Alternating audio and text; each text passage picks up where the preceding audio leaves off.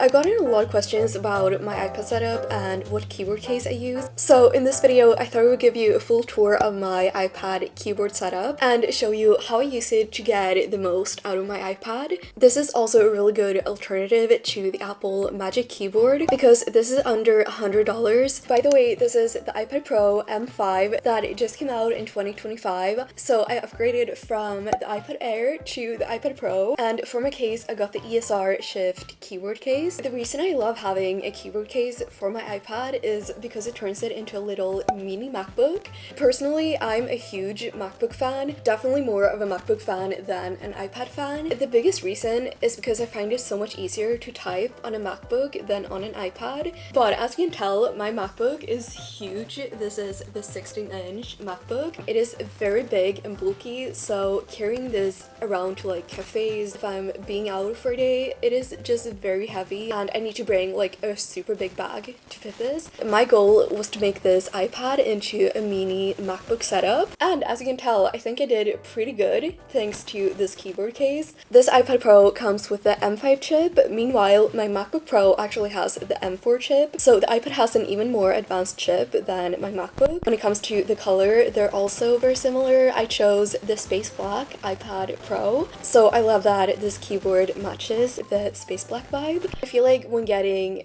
a keyboard case, especially from Amazon, they can sometimes look very cheap and plastic, but this one I feel like has that exact same premium vibe as the MacBook Pro. I'll give you a little typing test so you can hear how the keys sound on this keyboard.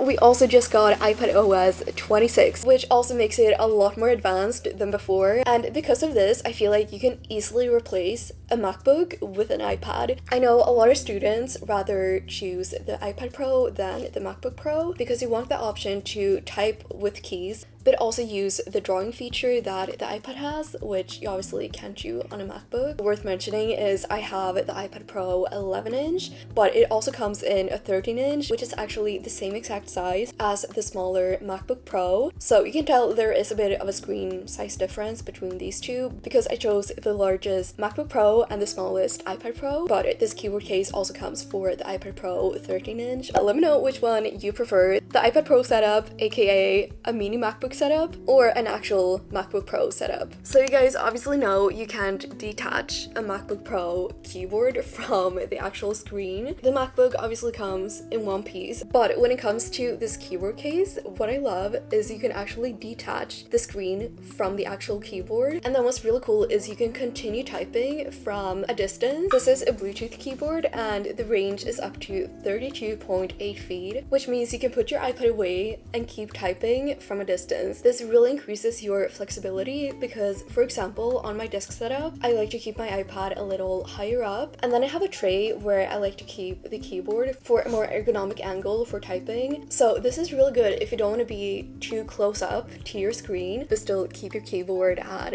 a good ergonomic angle. This also means that you can keep your iPad at a vertical angle and do some browsing or type. I also find this really useful if you're a group of people, for example, reviewing a presentation, and keep the iPad at an angle where everyone can see what you're doing and you can still control it from the side like this. By the way, this case is really easy to put in vertical mode. You just flip out this part and then you can see it has an automatic tilted angle here and it stays really stable actually. Portrait mode is what I like to use for browsing. For example, if I'm online shopping, I like to have my iPad in portrait mode so I can easily scroll through the websites. Basically just like an iPhone but on a bigger screen. I also like portrait mode for reading. For example, if I'm reading a book on my iPad or reading through PDFs. And then our probably most flexible mode is landscape mode. Let me show you when I use the different angles for this case. So whenever I'm doing something with my pencil, for example, drawing or editing or just typing with a pencil, and I want to have the iPad in a really comfortable position, we can have it in 20-degree drawing mode. So when I'm sketching on my iPad, I like to either have my hand just beneath the iPad and then just draw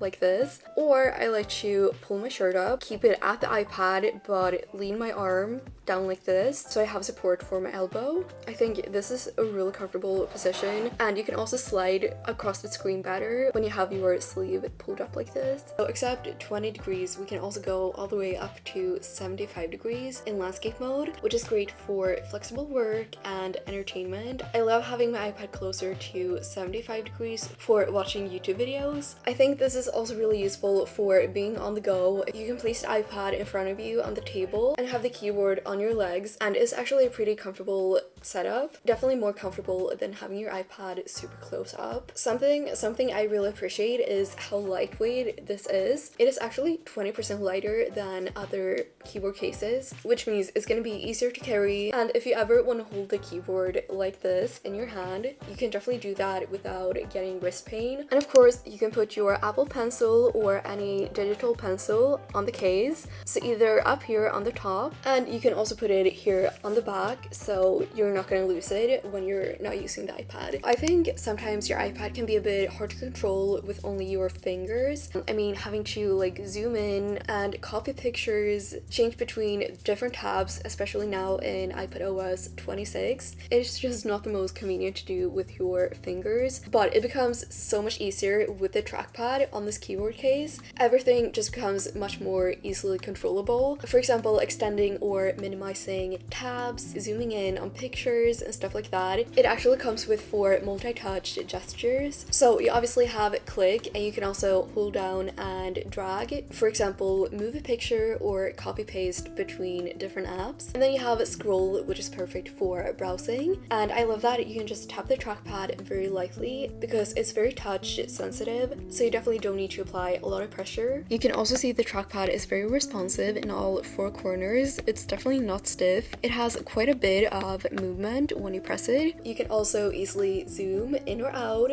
just by doing the regular zoom gesture. And then something really cool is by pressing 3 fingers, you can return to home very easily, so you don't have to like swipe up or exit the app manually. You can just tap with 3 fingers on the trackpad and you're gonna return to your home screen. I definitely don't like it when iPad keyboard cases have a tiny trackpad where you can barely like zoom in without hitting your fingers at the edges. But this trackpad is 65% larger, which means even if you have pretty big hands, you are not gonna hit the edges when doing all of these gestures. I also know a lot of people assume an iPad keyboard case needs to be charged like every day along with the iPad, but that is not the case with this keyboard. Technically, you could charge it twice a year and be fine with that. I'll put the exact details here, but the battery life is amazing. So a keyboard case is not going to be another device you need to charge every day. And also, of course, something that's really important is protection for the iPad, because as I mentioned, the main reason why I also have an iPad in addition to my MacBook is because I want to carry it around. But carrying your iPad around is obviously a bit risky, and at some point you are probably going to drop it or at least bump it into something. So I really like that this case has air guard corners, which gives a really nice all-around protection. As you can see, it is protected throughout all sides, even on the bottom here, with the corners having a bit of extra protection. I think you can also see the edges go over the screen a bit, which also gives increased protection. I love carrying this case around because it's so minimalistic and I really like the simple design. Of course, you could also decorate it with stickers if you want to make it a bit more fun, but on the front here we just have the ESR logo, very small and discreet, and then this is the design for the other side. We just have the camera peeking through and then the pencil holder with easy access to the pencil. But that was my little iPad keyboard case setup. I've been getting a ton of questions about this case, so I hope this video helped, and if you want to check it out, I'll link it in the description. Again, it works for the iPad Pro 11-inch and iPad Pro 13-inch, both M4 and M5. I'm so happy with this iPad setup, and personally, I would not be able to use an iPad if I didn't have a keyboard case with it. So definitely a must-have iPad Pro accessory if you ask me. I'm really happy I went with this option because this literally has everything you need for a fraction of the price, and not gonna lie, this iPad was already really expensive, so I don't feel like paying a couple more $100 on a case. Don't forget to check out the unboxing of this iPad. I'll link it in the description. Thank you so much for watching.